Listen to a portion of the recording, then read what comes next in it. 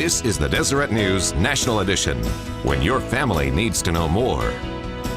Good morning. Welcome to our program. I'm Dave McCann. A group of women from Utah just returned from lobbying the United Nations Commission on the Status of Women. Their goal is to make sure voices supporting motherhood were heard loud enough. Carol Makita reports. A week packed with meetings. We're heading into the Liberia Republic mission. Rallies. And discussions at the UN Commission on the Status of Women. I'm also a mother. You know, what would I do for my own child? This group of Latter-day Saint women came to promote families, faith, and motherhood.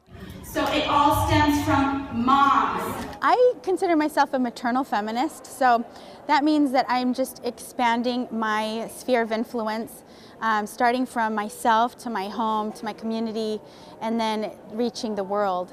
Carolina Allen founded the international interfaith organization Big Ocean Women after attending this UN conference last year. You're 30% more likely to get breast cancer if you have an abortion. Frustrated by agendas she viewed as anti-family, she started her own grassroots movement of mothers and returned this year with 25 women from 4 different states. I've learned so much about women's issues all across the world.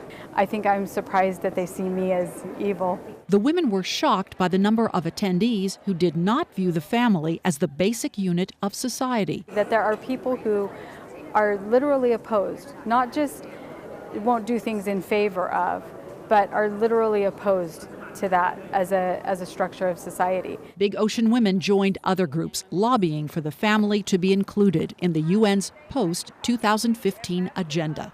Put the family in the post-2015 agenda! That agenda includes goals like improving education, eradicating poverty, and creating better health care, but no mention of strengthening families. We see the family above all as a strong family, above all as a strong agent of development. Archbishop Bernardito Auza is the permanent observer of the Holy See to the United Nations and says the family needs more protection. That the family should anyway be strengthened, consolidated, protected, and defended. Big Ocean Women also supported the declaration that women and men should complement each other in families, jobs, and society. It's a big deal to me. Their youngest member says spending a week surrounded by strong, impassioned women from all over the world has inspired her. I have learned so much that I want to take everything that I've learned home.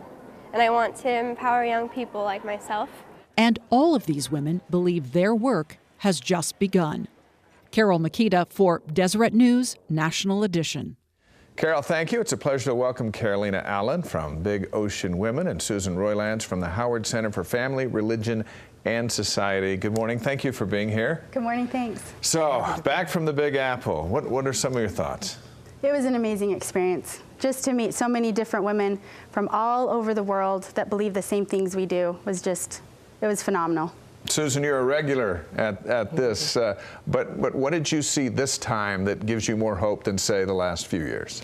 Well, it's absolutely true that the pro-family women, or the pro-motherhood women, are becoming much stronger.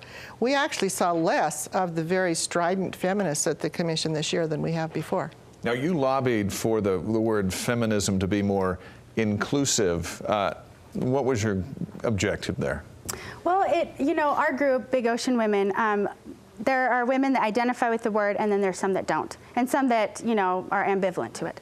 I personally identify with maternal feminism, and it's just a kind of a different paradigm that talks more about empowering women from the inside out, and that we can, affect the world through our goodness and our desire to, just embrace our nurturing aspects. Do you feel mothers are being left out of this? Yeah, I believe so. I believe, but it's kind of it's always a growing kind of it morphs a lot. I mean, we've seen so many changes from, its beginnings. But maternal feminism was historically a very powerful voice with women like Hannah More and Frances Willard, and Christina Hoff Sommers actually really outlines that in her book, Freedom Feminism, which is great. But we have roots in feminism. So. Susan, the European Union and the U.S. seem to struggle just to include the word parent in these type of discussions. How come? Or family.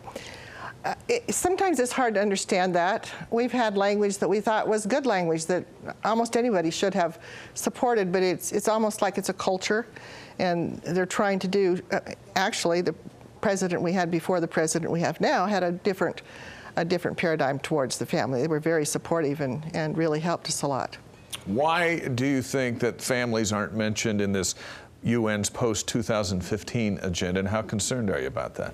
We're working very hard to change that. It's not over. We're still in the process. As we sit here today, they are negotiating on that at the UN. This week is one of the weeks, and then there'll be another week at the end of April, and it will be introduced to the General Assembly in September of this year, and then it will guide the UN for the next 15 years. Right now, we're focusing on trying to get the implementation of these goals and targets that have been identified to acknowledge the family, to mainstream the family, to recognize that the family is really the only unit within the world that can help make these things happen sustainably. Everything else is one at a time. Carolina, goals moving forward? Well, we're trying to create a movement of empowered mothers and mothers at heart that can help in this great work. All right. Well, it's nice to have both of you here. Congratulations on your efforts. Thank you. And when we get back after it again, we hope to have you back. Thank you.